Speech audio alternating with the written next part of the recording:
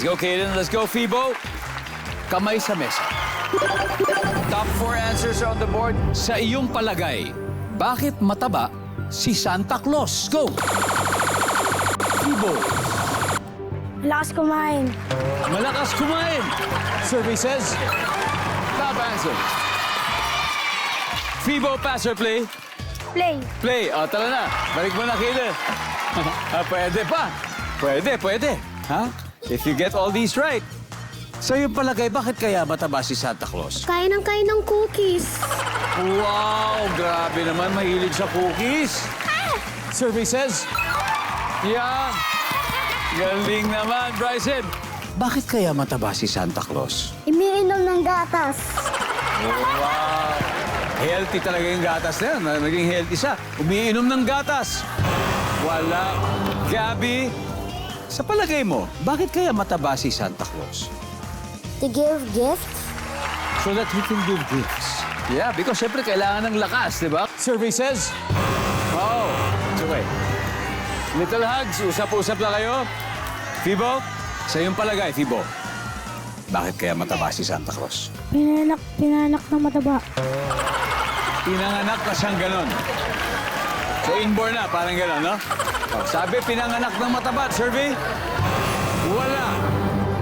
Little hugs, are you ready? Okay, ha? Zia, ganito.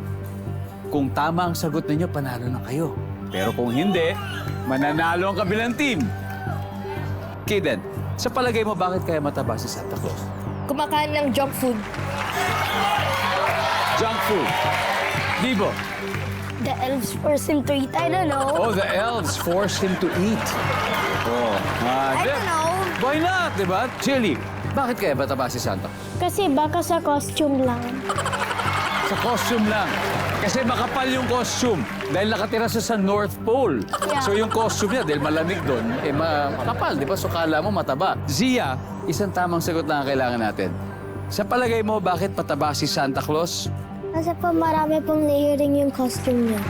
Maraming layering ang costume. Ha? Ito na, alamin na natin, makakapal daw na layering ng damit. Yun ang sabi nila. Pero ang tanong, ano kaya sabi ng survey? Boom!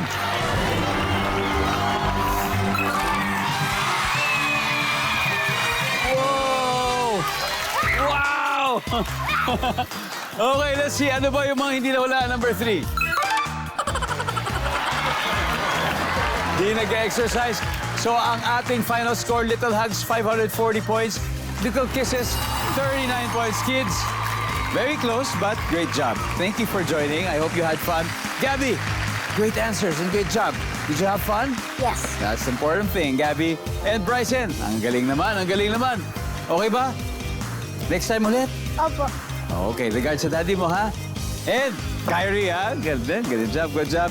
Okay, hindi man kayo nanalo ng jackpot, eh mag-uuwi pa rin kayo ng 50,000 pesos. Palakpakan po natin ang Little Kisses.